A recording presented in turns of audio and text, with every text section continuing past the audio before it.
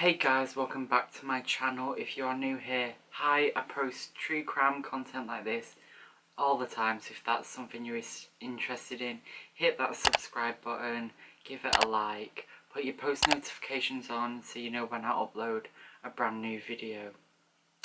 Today we're going to be talking about the Covina Christmas Massacre, so if that's something you're interested in, let's get into the case.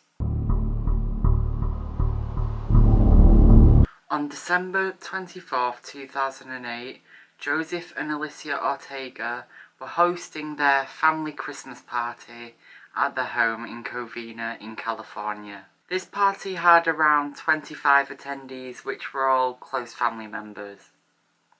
There was Alicia, Joseph, their 5 adult children, Alicia, James, Charles, Sylvia and Letitia. They all brought their partners and their children, so the grandchildren of Joseph and Alicia. And this party began in the early hours of the evening. They all ate food, listened to Christmas songs, the adults drank and played poker, while the children were playing video games. At 11:30 p.m, there was a knock at the door, and Letitia's 8-year-old daughter went to see who it was. She opened the door to see a man dressed up as Santa Claus, and he was holding a present. Obviously she got really excited and screamed to the rest of her family that Santa had arrived. The man then pulled out a handgun and proceeded to shoot the 8-year-old girl in the face. Luckily she had moved just at the right second, so the shot only grazed her cheek and her jaw. Otherwise this injury definitely would have been fatal. The girl understandably fell on the floor in shock, and then the man stepped over her body and opened fire on the rest of the Ortega family. In panic, the family were running, they were screaming, the adults were grabbing their children and taking them to safety, but unfortunately not all of the Ortega family would make it out alive. The 8-year-old girl who was shot in the face first had escaped and ran into the front garden, where she was reunited with her father and her mother Letitia. They escaped to safety at a neighbour's house, where they called the police before rushing their daughter to receive medical treatment for her injuries. 2 other neighbours had also called the police, reporting gunshots and reports of a house fire. The man in the Santa outfit had shot the Ortega family and then had opened up that wrapped gift he had brought with him. Inside was a homemade flamethrower which he used to burn down the house. Police, ambulances and the firefighters quickly arrived on the scene. It took 80 firefighters over an hour and a half to completely extinguish the fire. The police went and spoke to neighbours and survivors of the attack. They were trying to figure out who had been in the house and who was missing. Letitia told the police that she believed there was 9 people missing. Once the fire was completely put out, the police investigated the crime scene. Investigated the crime scene. There they found the burned remains of all 9 missing people.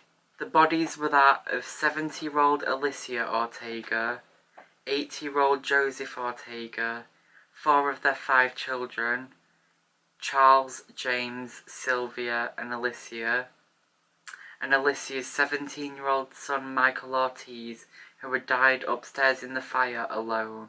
Police questioned all of the survivors, and they all said that even though the man was disguised as Santa Claus, that they could identify him as a man named Bruce Pardo. Police 30 miles away are dealing with a separate situation which links to this case. A man named Brad Pardo had returned to his home from a Christmas party when he realised that his front door was unlocked. Walked into his house and went into the living room, where he found the body of his brother, Bruce Pardo, lying on the floor in a pool of his own blood, with a handgun lying on the floor next to him. Brad called the police, and they instantly began making connections between Bruce's suicide and the Ortega family massacre that had happened several hours earlier. The weapon and the bullet casings were exactly the same, and Bruce had lots of burns all over his body. The police tried to figure out what was Bruce Pardo's motive for the massacre and how he was actually connected to the Ortega family. Bruce Pardo was actually the ex-wife of one of the 5 Ortega children, Sylvia. When I say ex-wife, this was very recent. The divorce had only been finalised 1 week before the massacre. The divorce was actually Sylvia's idea because Bruce refused to set up a joint bank account between them, both of them, among other reasons I will mention now. So, Sylvia had 3 children which she had from a previous marriage. Bruce would outlive their father, but he refused to pay a single penny for any of their upbringing. Now, other than these financial tensions in the relationship, Sylvia had just become less attracted to Bruce. He was lazy, he was unmotivated, he rarely left the house. The main reason Sylvia wanted a divorce was because of a conversation that she had had with Bruce's mother. She had let it slip to Sylvia that Bruce had a secret child from a previous marriage, and Sylvia had completely no idea about it. Bruce had been married to a woman named Eleanor, and in 2000 their son Matthew was born. Eleanor left the house to run some errands, and left 10-month-old Matthew under the care of his father Bruce. Bruce sat in the living room watching TV, and he allowed 10-month-old Matthew to play outside in the garden by himself. Eleanor later returned home to find Bruce by the side of the pool cradling their son Matthew. Bruce was sobbing hysterically. He told Eleanor that Matthew had fallen into the swimming pool and that he hadn't noticed. Matthew had begun to drown, but fortunately Bruce had noticed in time and pulled him from the pool. Matthew was still breathing, but was unresponsive. Matthew spent a week in intensive care and survived, but he suffered from partial paralysis due to severe brain damage. Obviously, this incident led to a lot of strain and tension in the relationship between Bruce and Eleanor, which led to their divorce, and then Bruce moving to a separate part of California where he would never see his son Matthew again. In the summer of 2008, this is when Sylvia filed for divorce because of the fact that Bruce had kept this pretty important information from her. That summer, Bruce Pardo's life began to fall apart.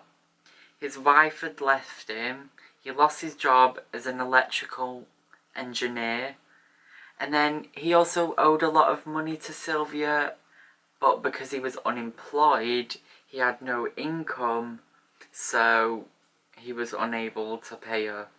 He fell into a deep depression and was just very stressed all of the time. Also, the summer of 2008, Bruce went into a gun store and purchased a handgun which was valued at $1,000. This gun would eventually be used to carry out the massacre and his own suicide.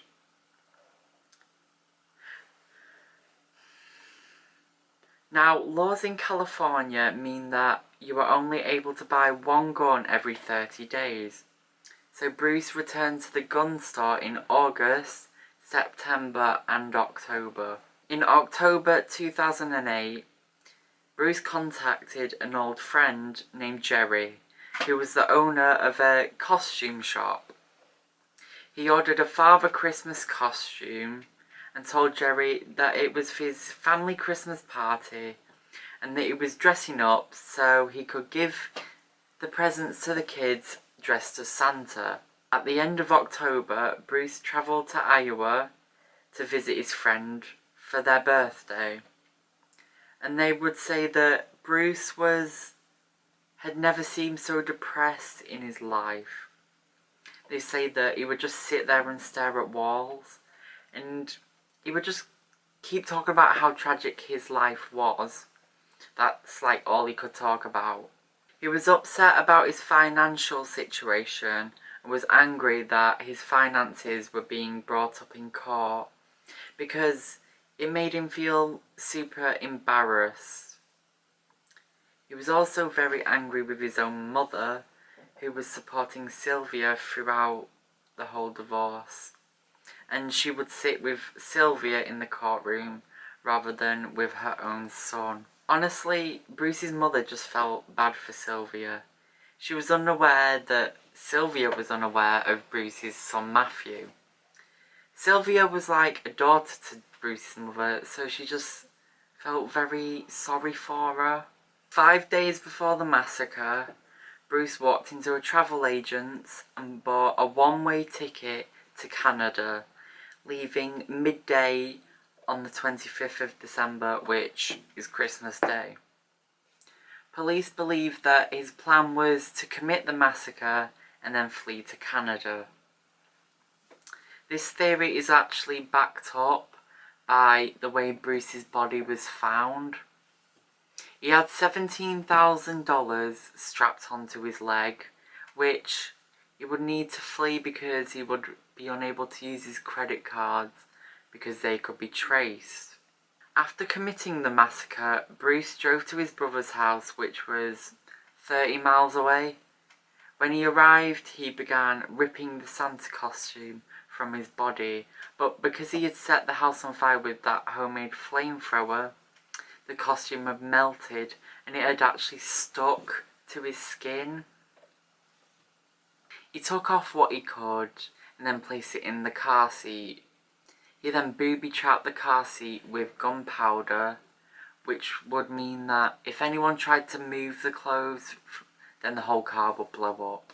He then put on another change of clothes, grabbed his handgun and went inside his brother's house and committed suicide in the living room, where his body would be found hours later. Even though the divorce between Sylvia and Bruce had been in the works for over 6 months and had only been finalised a week prior, Bruce Pardo died wearing his wedding ring. There was potentially 2 more victims planned for by Bruce Pardo.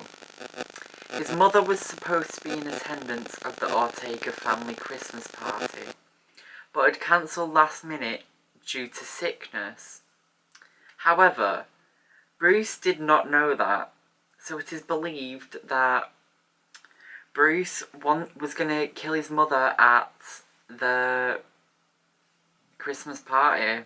It is also believed that he also planned to kill Sylvia's divorce lawyer. This is because Bruce had rented a car a few days prior to the massacre. He had filled it up with lots of supplies which he would need to flee to Canada. This car was found 500 metres away from the lawyer's house. The police believed that his plan was to commit the massacre, then kill the lawyer, then flee to Canada. But he changed his mind because his injuries from the fire were just so severe that he just decided it would be better to kill himself. So that's all I have for this case. I would like to hear your opinions on it down in the comments. I would highly suggest that you subscribe for more videos because I post videos like this all the time. If you want to subscribe, I'll put a picture of my face. If you want to see some more videos, there'll be a true crime playlist on screen now. You can check my playlist out on... No, my podcast on Spotify that has 1 episode. I promise it will be coming up. Alright, bye, thanks for watching.